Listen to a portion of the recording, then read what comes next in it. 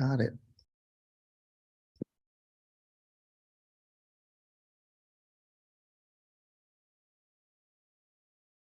All right. So welcome, ladies and gentlemen. Thank you so much for joining us today.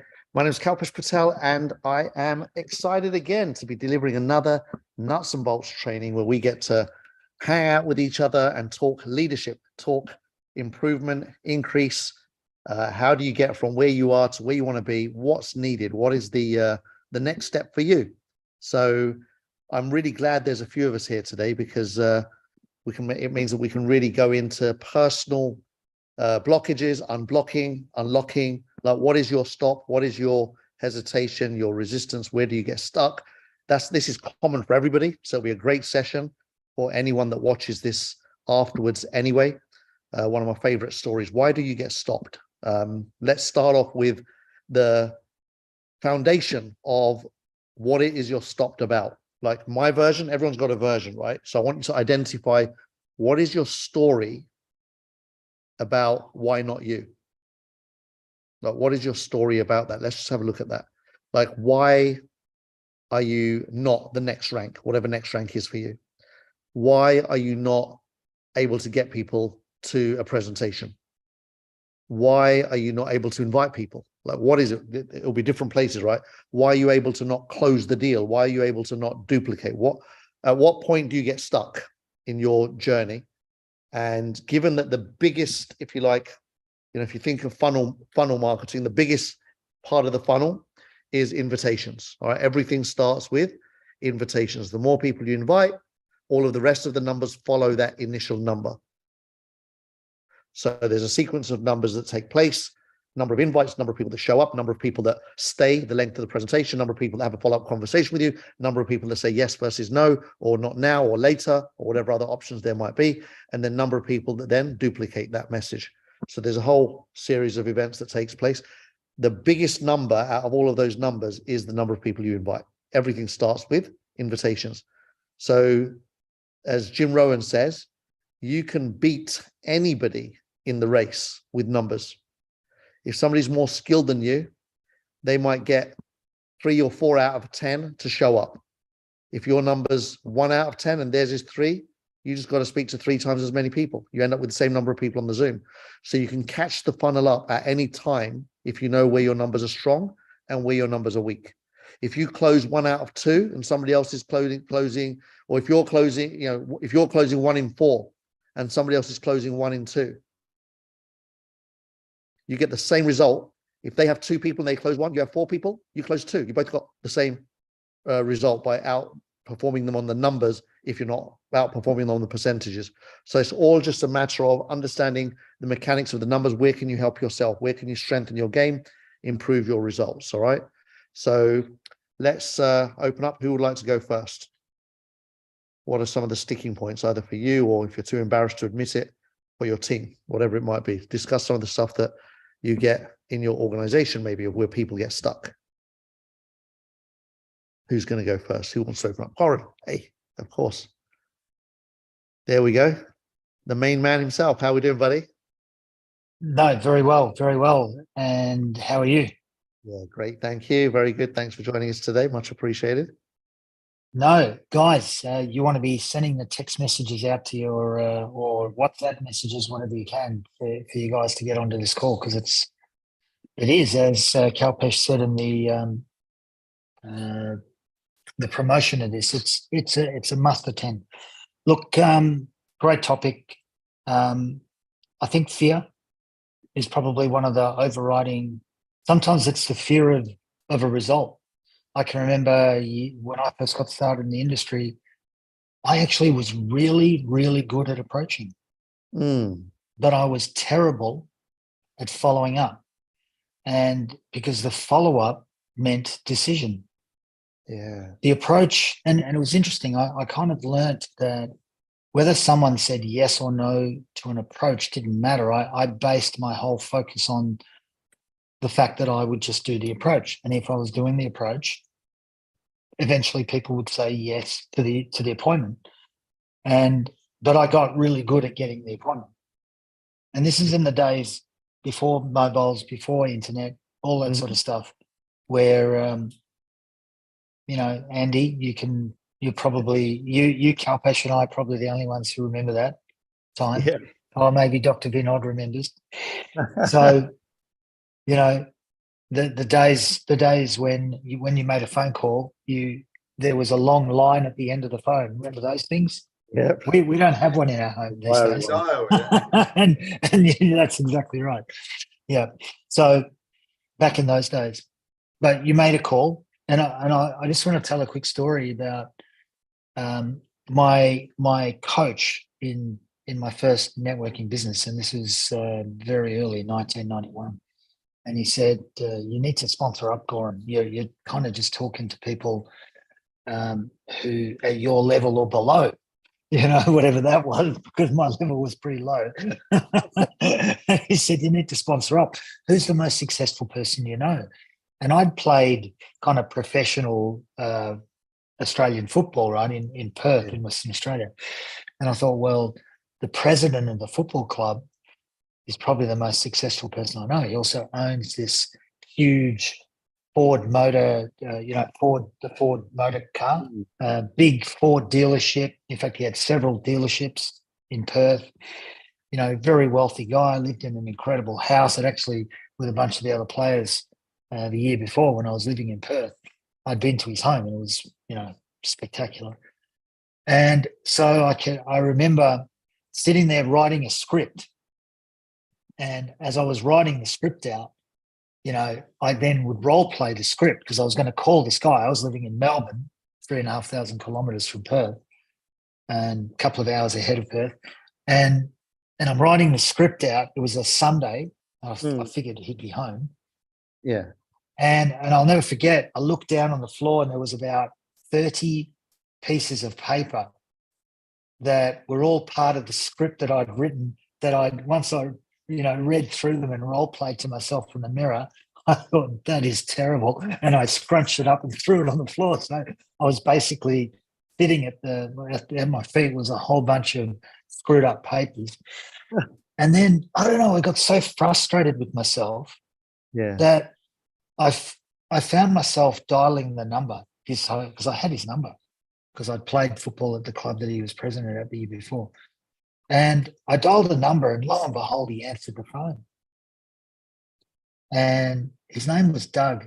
And I'll never forget, all of a sudden something came over me and I said, "Doug, oh, I'm glad you're in. It's Goran." "Oh, Goran, how you doing? How's living back in Melbourne, blah, blah, blah." So it was like quick short talk. And I said to him, "Doug, I'm in a bit of a hurry because I'm rushing off to another meeting." I've been sitting there for hours writing scripts. But I said, "I'm in a bit of a hurry because I've got to rush off to a meeting. But I know you're an entrepreneur, you're a successful businessman. I'm launching a new business and I'm expanding into Perth. And I thought you'd be the perfect person I could speak to. If I can get one of my colleagues to touch base with you tomorrow, would you set up a time to meet him?" And he said, "Yeah, absolutely, 100%. All right, his name's David. I'll get him to call you tomorrow. Is that okay?" He goes, "Yep, no problem."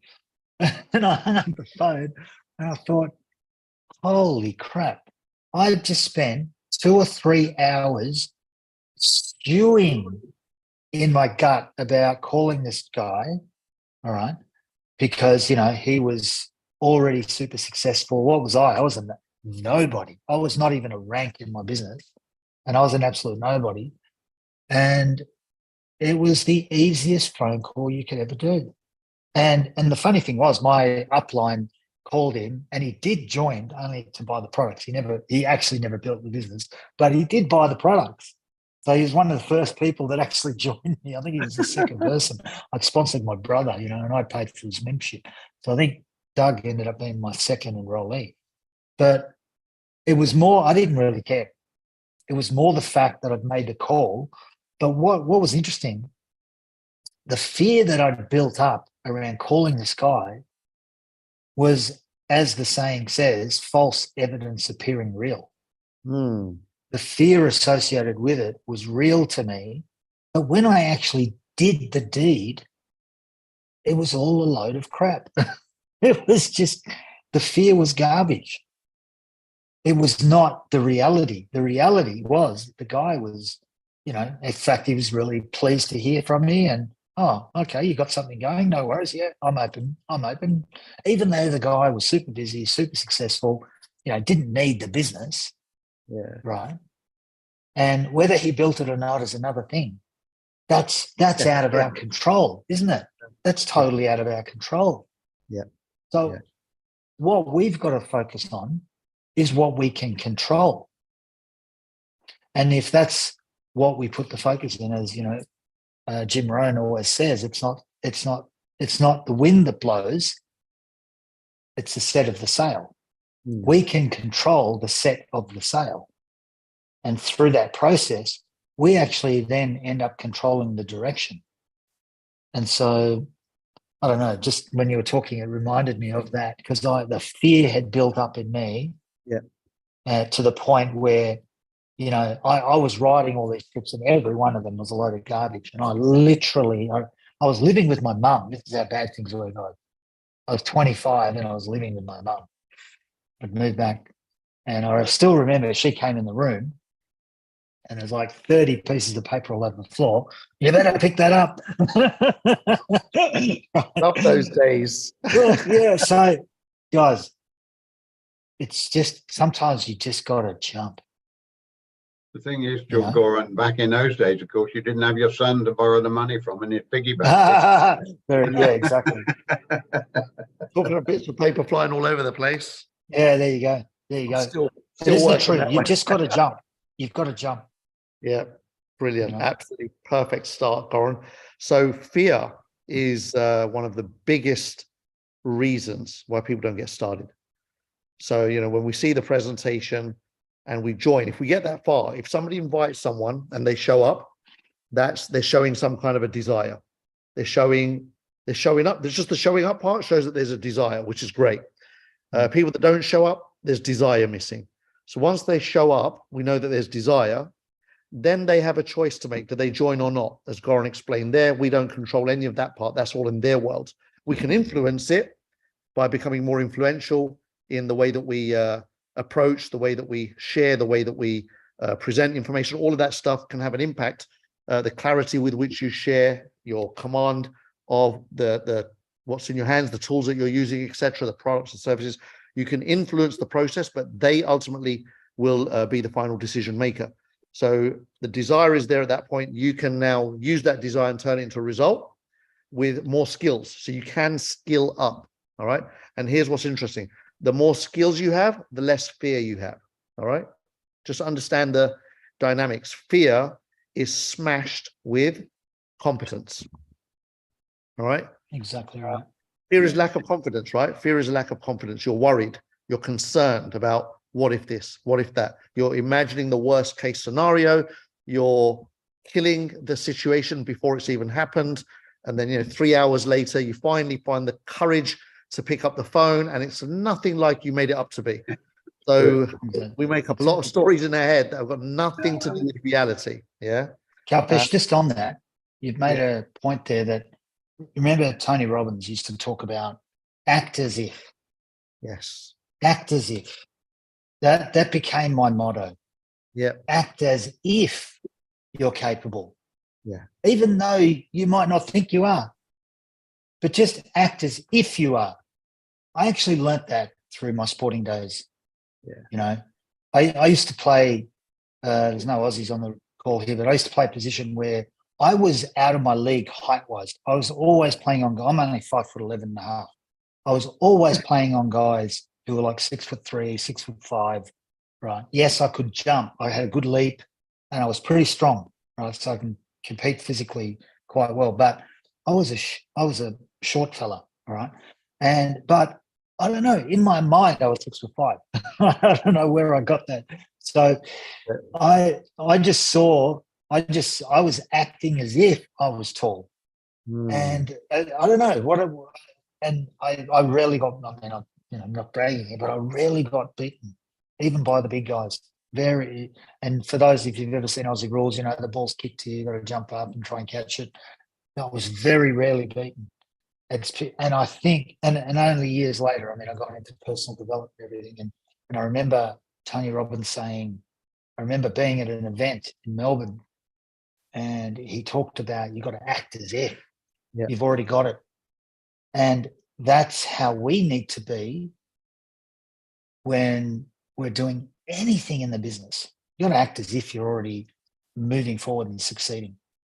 And it's going to help in that moment in time when you're making that phone call to help minimize the fear and allow you to just take action. So that's my little 2 bobs worth. Thank you, Goran. Thanks, Great, man. great experiences shared. Andy, how we doing, buddy? Yeah, okay. My particular problem, really, and I think it's a problem that's arisen in the last 6 months more than anything else, is the fact of the particular business we're in, is the money side of it. I can talk to people, a lot of people, and I don't get out as much as I'd like to. I can't, it's impossible. So, and I have that, I don't go to networking, I can't go and meet new people. And most of the people I know already don't sometimes have the money to put into this particular, especially with things as they are at the moment. And I'm with where I am in the situation, I want a very little bit to get to director 5. I don't need much more. And I've been back to all the people in my organisation about 6 times. So I think they're getting a bit fed up with me now. Oh God, he's ringing. He's going to want more money for something. And especially where we are at the moment with everything, all the new stuff we've got to learn and everything that's going on. And I'm finding a bit of if you like, a blockage. It's a nice one to have because I can see what's coming down the line. I think it's absolutely incredible what's happening down there. But it's very difficult to get that over to the people that don't come, of course, on these sort of things, and they don't come to the meetings, and they don't. I spoke to a lady this morning who's been with me for 2-3 years of different stuff, and she's in a lot of other things. But she said to me, "How can I learn all this new stuff?" I said, "Well, you've got to come." She never comes to any of the calls, She said, "Well, what's happening about this, then, Andrew?" And I said, "Well, look, I haven't got time to tell you all about it." I said, "You've got to come on them yourself. That's all I can ask you to do is just come to these meetings, come to the Zooms. Check in if you possibly can." And I do find it really, really difficult that people are, I know we've seen, no, it's new stuff. You've got to come and learn about the new stuff. "Oh, I'm not sure I can be bothered, I'm all right with what I've got. It's growing at 10% a month. It's just fine." It's a bit of a brick wall really to move forward. I don't know. It's difficult. I get it nearly every day, one way and another. I hear you. So thanks for identifying that as well. And the other thing you'll see as we start hearing from people, that nothing that you can say is unique to you. It's the same for every single person. All right. So that's the good news. So you sharing that, there'll be loads of people that will hear that and identify immediately and go, "Oh my gosh, isn't that frustrating when that happens?" Your team don't show up to the Zoom. They don't want to get trained. They don't want to learn. How do you get past all of that? So here's what shows up for me when you're sharing about that part of it. Get them back in touch. Like, here's the thing. Why do we want them to show up? Because we want them to win, right? We want them to succeed. We want them to achieve what it is they want to achieve. So if we can see that, what's the missing piece? They can't see that. The reason we show up is because we're clear about wanting to, whatever it is, X, Y, Z, right? Whether it's small progress, a little bit extra progress, a lot of progress, whatever it might be. But when you're clear about what you want out of anything in life, you show up for it. Whether it's in relationships or wellness or growth, mental growth, physical growth, spiritual growth, whatever you're dealing with, when we know we want something, we show up. If we don't know, if we lose sight of that, if we get out of if we disassociate from that, life always takes over. It always takes over. We keep quoting the legend of the industry, as far as I'm concerned, Jim Rohn. I'm going to quote him again. He says a beautiful thing. He says, "Where is the darkness? Like, where is darkness? I'm sitting in a beautifully lit up apartment. There's no darkness in here. The darkness is there. The minute I switch the light off, it's dark. So the darkness is there, but it's just not visible in the presence of light."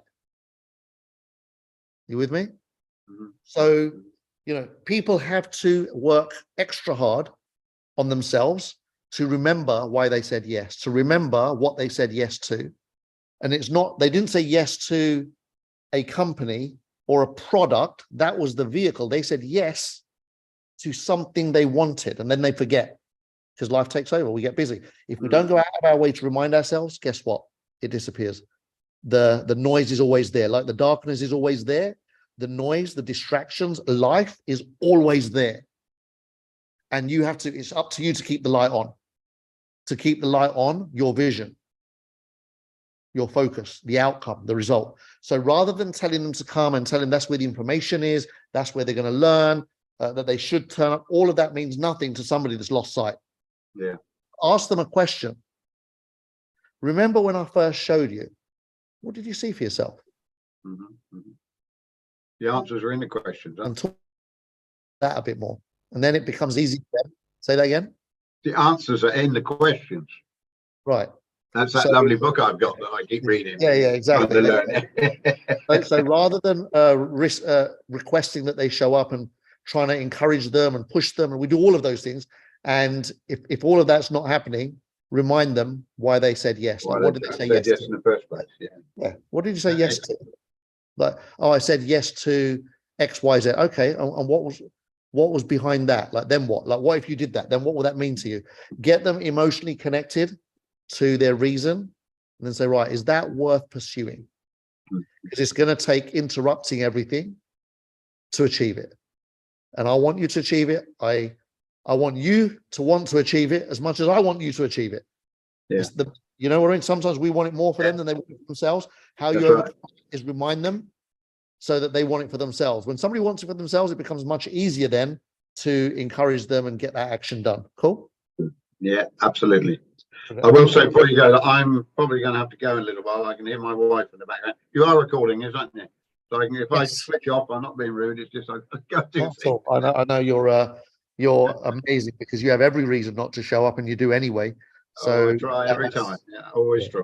Always try. That's it's Well, I want to demonstration. hear what Dan's got to say for himself as well. So Absolutely. Well, he's on next. So here you go. Dan, how we doing, buddy? Very good, mate. You.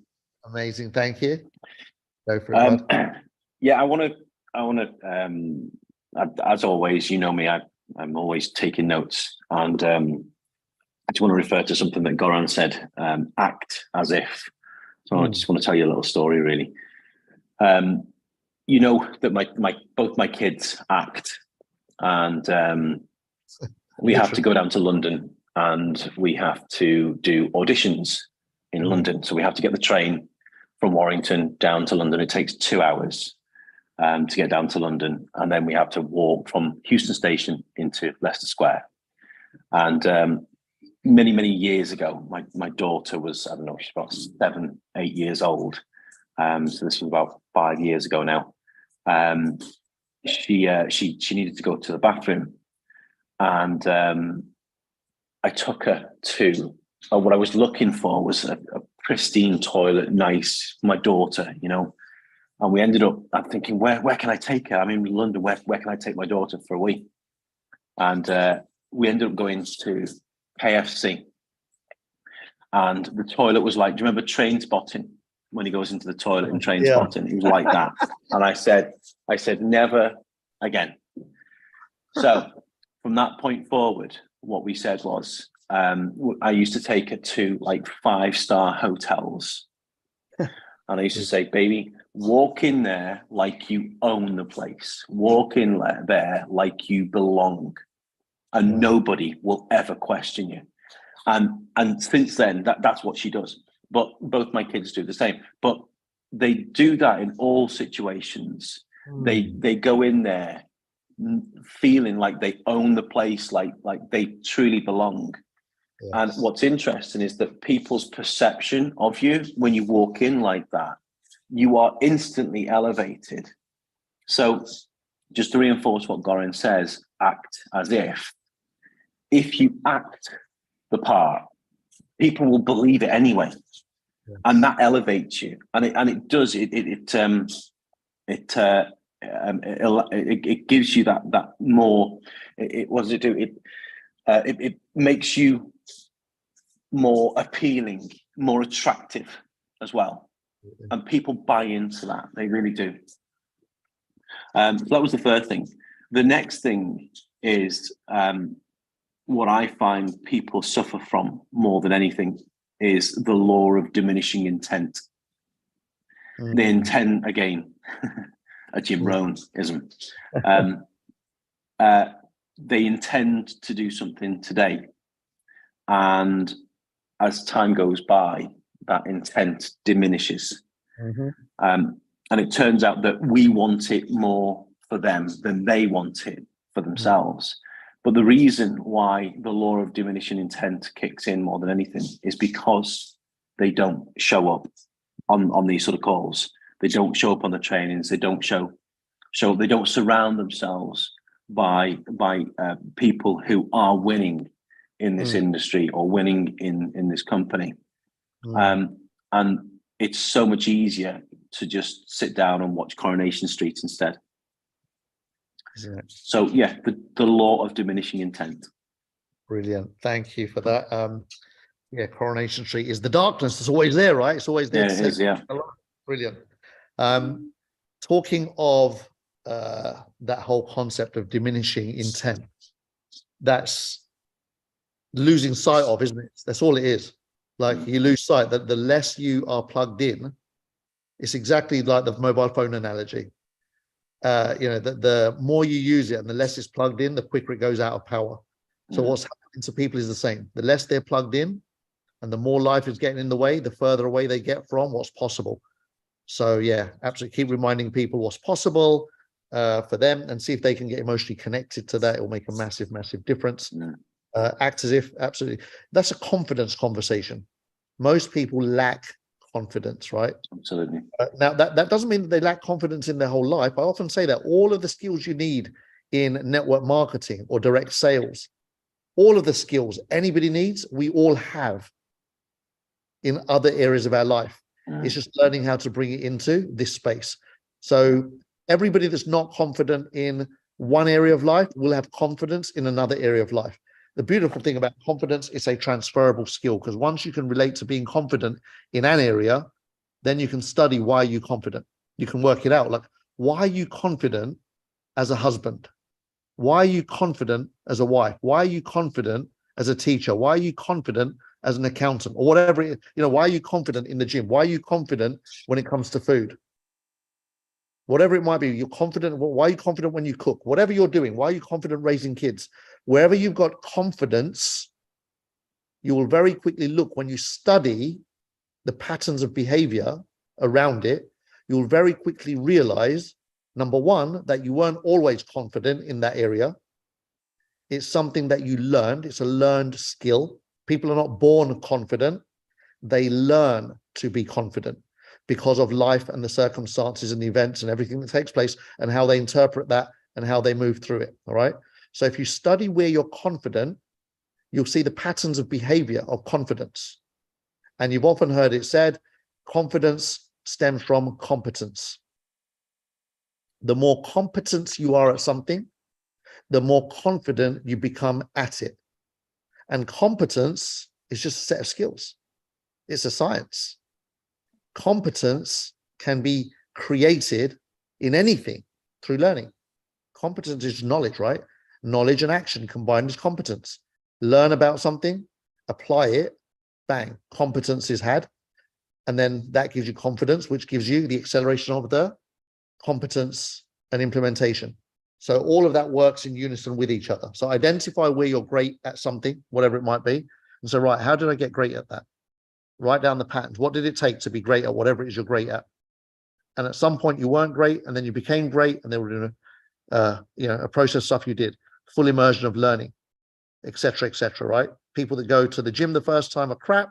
If they consistently go for a year or two, bang, they walk in owning the place, right? They walk in, they know where the equipment is, they know how to work the equipment, they know how long to use each part, like everything's, it makes sense. But at the beginning, they're like, oh, how does this work?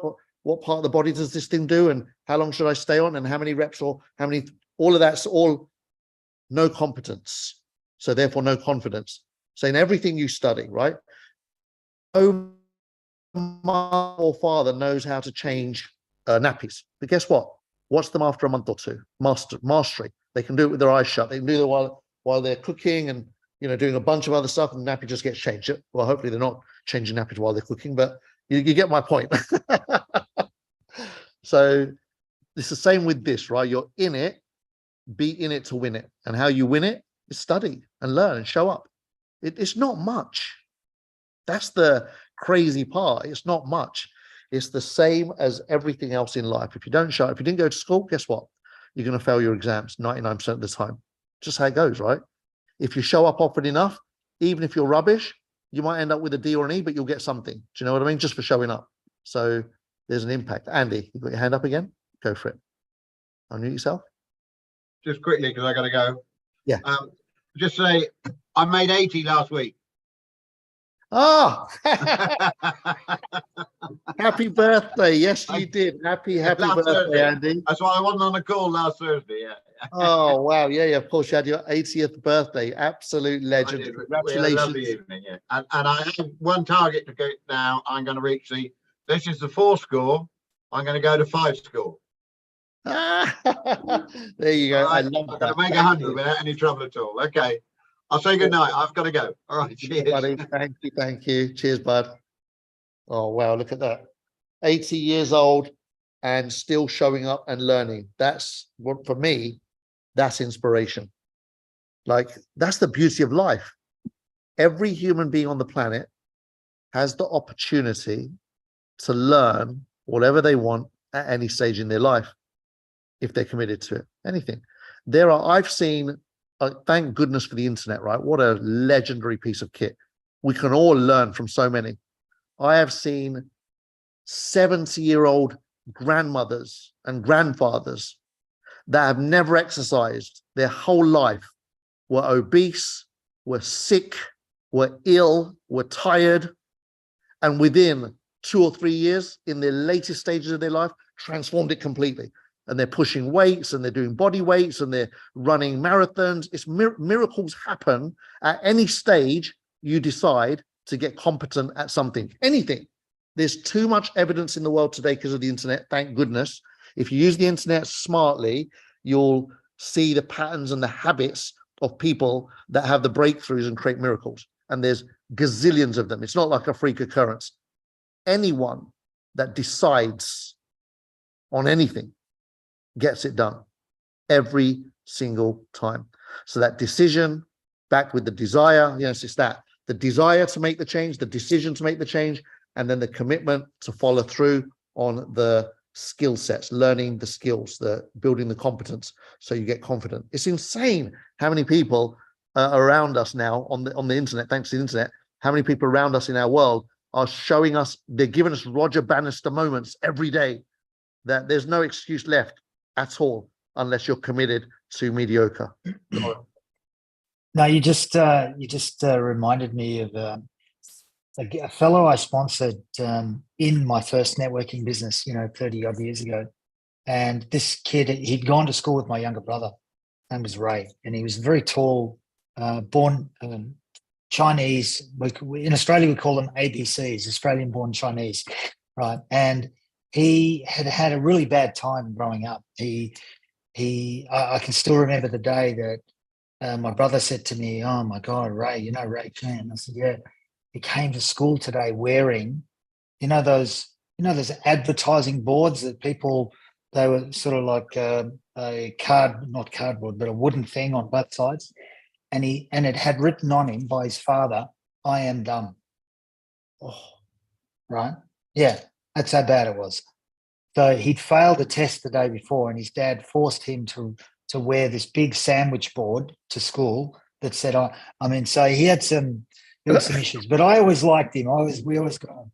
But he, probably because of the abuse he suffered as a kid, he had a horrific stutter. And I remember, but he got into, you talked about weights, he got into bodybuilding. And I used to manage a gym. And he rocked up to the gym one day, and I only just, was getting going in my networking business, and I was managing this gym, and it's like, "Oh, Ray." Anyway, we obviously got chatting and everything, and he's like, "What are you doing?" And I ended up telling him about my business, and he got so excited. And so I said, "All right, well, why don't we do it?" Yeah. And the funny thing with Ray was when he got excited, either when he was excited or nervous, he couldn't get 2 words out. He was like, and so he found it really difficult to approach people because he would start to get really nervous, and he could not get a word out. So one day, after sort of toing and froing, I said to him, "Can you just say, 'Are you looking?' That's it. Just walk up to someone or contact someone and say, 'Are you looking?'" He goes, "Yeah, I can say that." And he did. He would literally approach everybody. I remember we'd be walking down, a famous street in Melbourne called Chapel Street, and he'd literally walk into a shop and he'd go, "Are you looking?" It's like, what do you mean? I love Talk it. to my friend. And then it'd be like, talk to my friend. Wow. But here's the thing. Ben Mendelsohn? Have you heard of the actor? Dan, you'll probably know him. Ben Mendelsohn, very famous Australian actor these days. Ben was just young, struggling actor. Ray lived next door to Ben. So I ended up, somehow with this strategy of, "Are you looking?" He's like, "We're looking for what?" "Money, of course. Talk to my friend, Goran." Love So it. I did a meeting for this guy, Ben. Ben Mendelsohn's been in, he was in a Batman movie. He was, he's huge in Hollywood. Anyway, these days, not 30 odd years ago. But anyway, so Ray ended up becoming my biggest leg in that company. Wow. Right. Now, unfortunately, he disappeared back to China. He went back to China, and I didn't speak to him for nearly 20 years. But the thing is, Wow. he led me to the group of people that ended up becoming my biggest leg for 15 years in that business. Wow. All Look right. at that. Just because of, and you know what? Looking. His biggest leg was his home economic, because he'd gone back to school that year. Like he was 20, I was 25, so he would have been 22. So he went back to do year 12.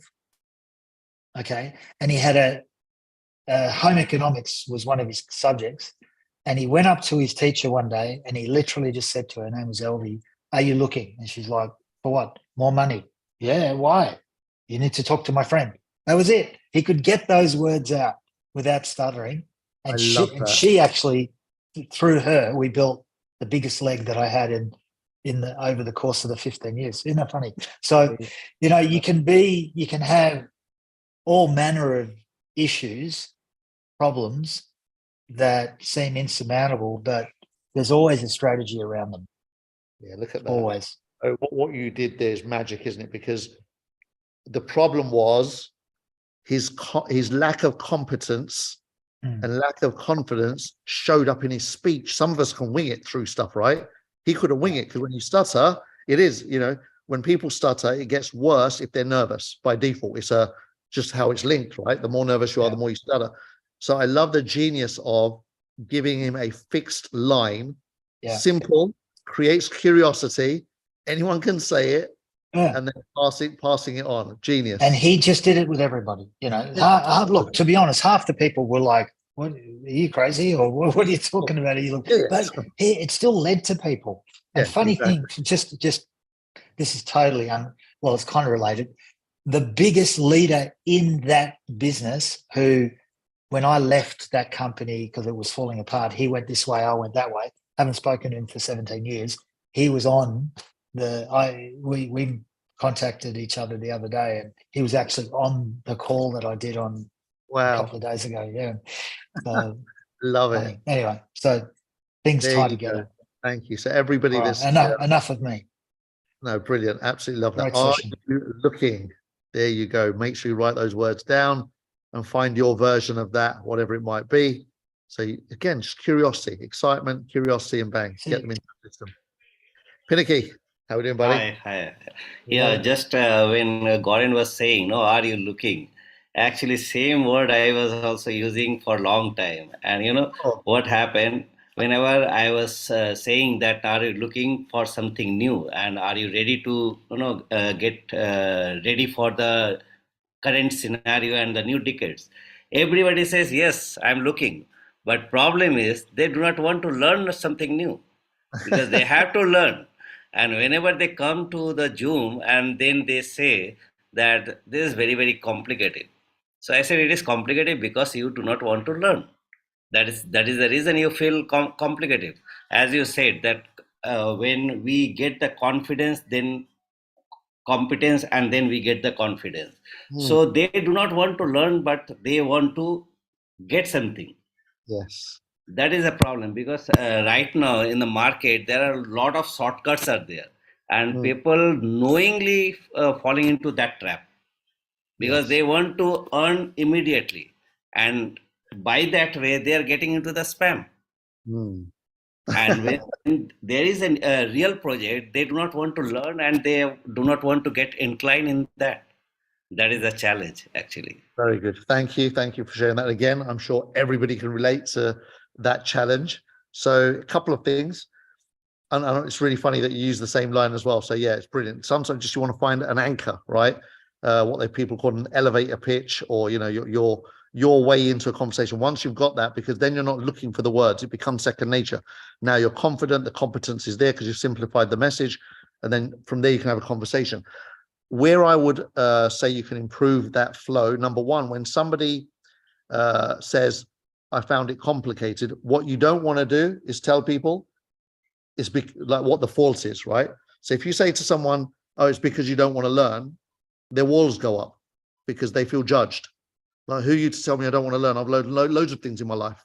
You're making an assumption that you can say that to someone and they're going to be all right. 9 out of 10 people don't like being told that they don't like to learn. That's why they're not, or that's why they find something complicated.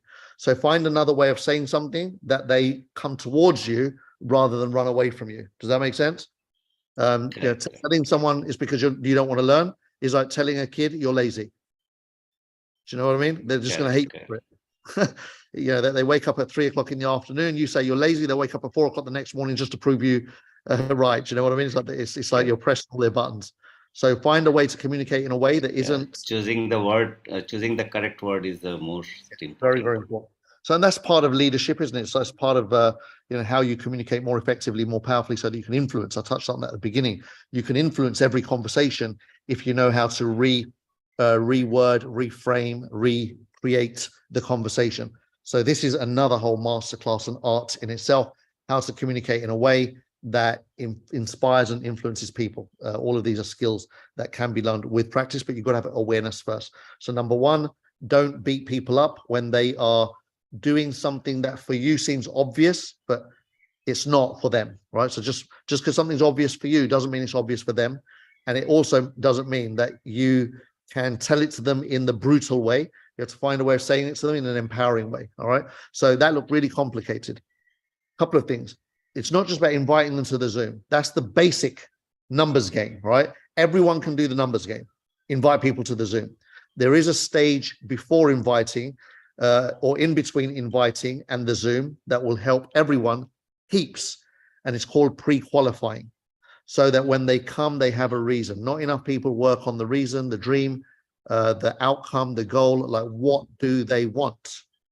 Then if they say it's complicated, you can say, I know. It was complicated for me when I first saw it too. But guess what? I wanted it bad enough.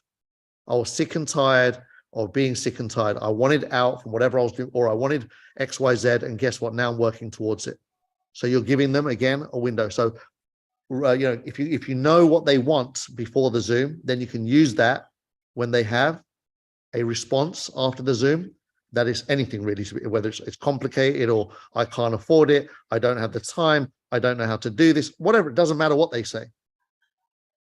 Is that something you're willing to work with me on to overcome so we can help you get X, Y, Z, A, B, C, which was really important to you? The purpose of this Zoom was not for you to understand everything. It was to show you that there's a way to get what you want. There's a way for you to go from where you are to where you want to be. That's the purpose, not to know everything and understand everything, just to know that there is a vehicle that's working for anyone that is working it. Cool. Very good. Well done. Thank you. Dr. Vinod. Hey, how we doing?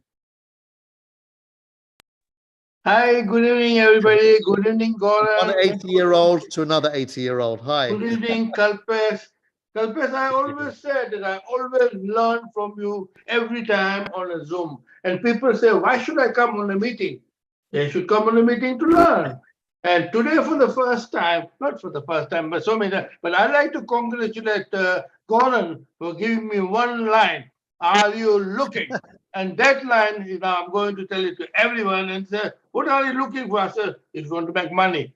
So I'm very much interested in learning every day something new. And Kalpesh always said, write a goal in one of the first lecture.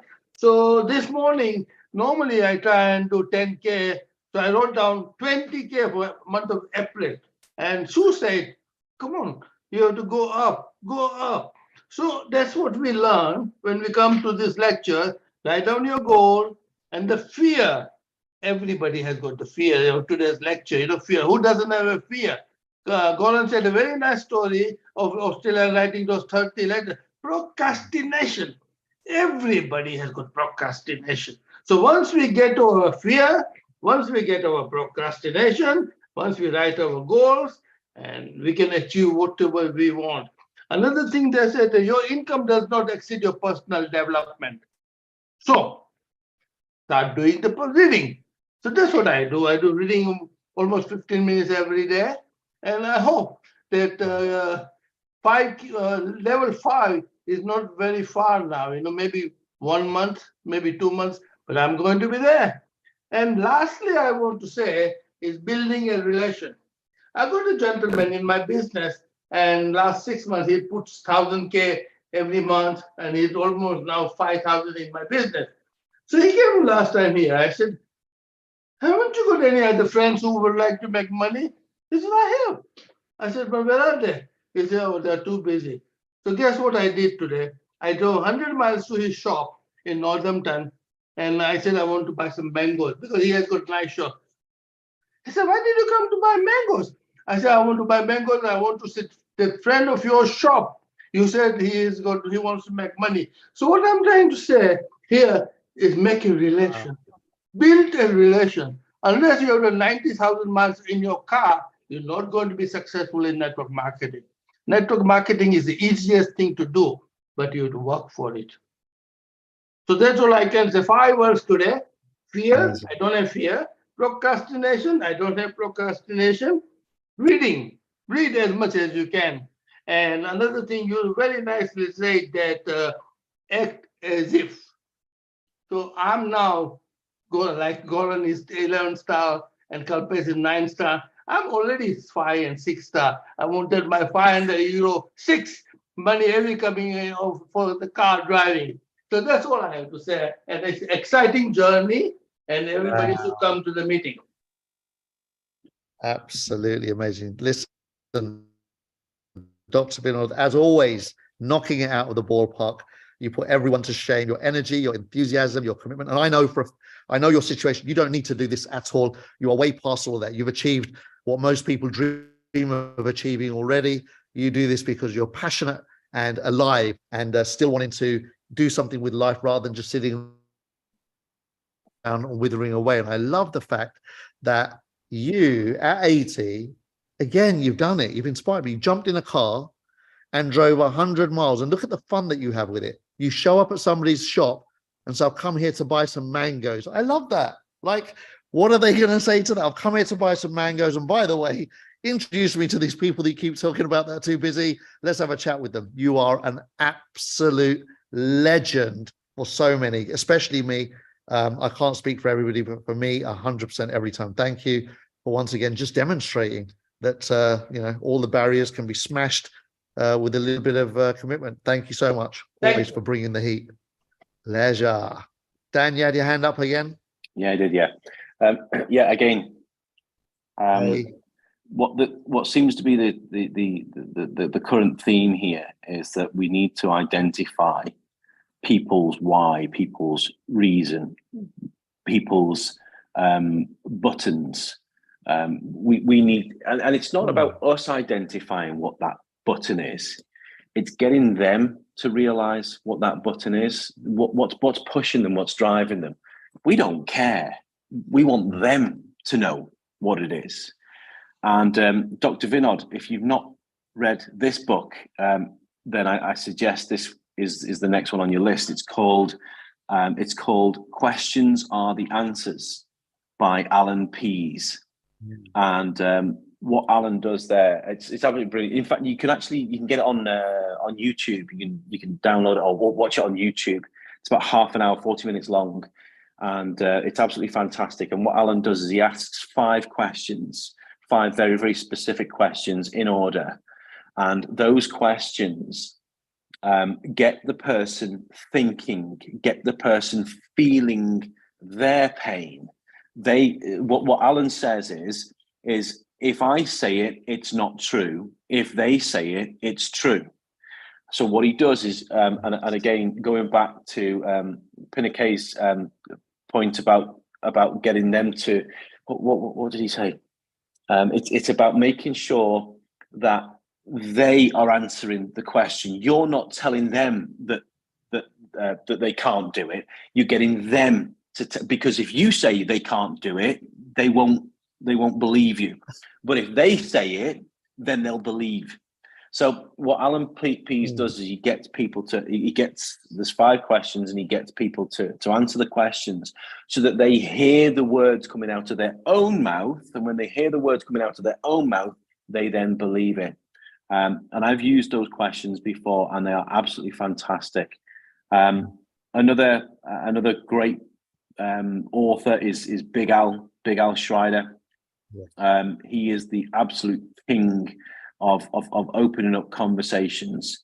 Again, there's loads of stuff on YouTube, and somebody that I taught all of our group to learn the skills of Eric Worre's Go Pro. And again, with Eric Worre's Go Pro, it's using the tools. It's not having to be Kalpesh Patel or Goran Hemstrom. It's not about being able to present this business. It's about learning some very, very simple questions, some very, very simple skills that allow you to open somebody up, to expose them to something, and use the tools that are available to do the work for you. So yeah, Eric Worre's Go Pro is another fantastic book to listen to. Absolutely. Thank you, Dan, for that input as well. Yeah, great book indeed. So it's been really awesome today. Thank you, everyone that's played a part. I think we've tackled very well many of the subjects that stop people from taking the next step, progressing to their next level. And there's loads more, of course. What I love about these is that we get to revisit every week and learn new things about us, learn new things about others, learn new things about everything to do with direct selling and leadership and self-leadership, most importantly. One thing that's always the common thread in every success story that you will ever read, listen to, or watch, the common thread in all of them that never ever disappears is that there's a desire, there's a burning desire and a fire to make a change. It's not just a want, it's not just a wish, it's an absolute desire, a must, a fire. They've got to make it happen. And if you can find that, you will break every wall, every barrier. You'll make the impossible possible. You will turn every resistance, every hesitation, every negative into a win. You'll find a way. You'll break the walls, you'll dig under them, you'll go around them, whatever, you'll climb over them. You'll find a way. There's nothing that stops somebody that is 100% clear on what they want. When we're clear, we become magical beings. I think it was Dan that said earlier, we become attractive to the marketplace. We become unstoppable. We start attracting miracles. The universe works with us rather than against us. It conspires with us rather than conspires against us. It's not an easy journey. I don't want to make it sound like it's easy, but it is a journey that anyone can take. And it's just consistency. Get clear about who you are in the world, what you want in the world, and then remind yourself every minute of the day. Every time you remind yourself, you bring the light back into your world. When you stop reminding yourself, the darkness is always waiting to take you in another direction. So the more you remind yourself, the more likely it is that you will start treading another path, a new path that's clear and easy for you, easier. All right. So thank you. It's been awesome. Thank you, everyone that participated. Thank you, everyone that came and took part and learned and heard and hopefully made some notes and had some good takeaways. Be sure to share the recording with all of your teams if they weren't here, and inspire them and encourage you back here with you next week. And yeah, keep doing all those little actions on a consistent basis. Much love. Thank you so much.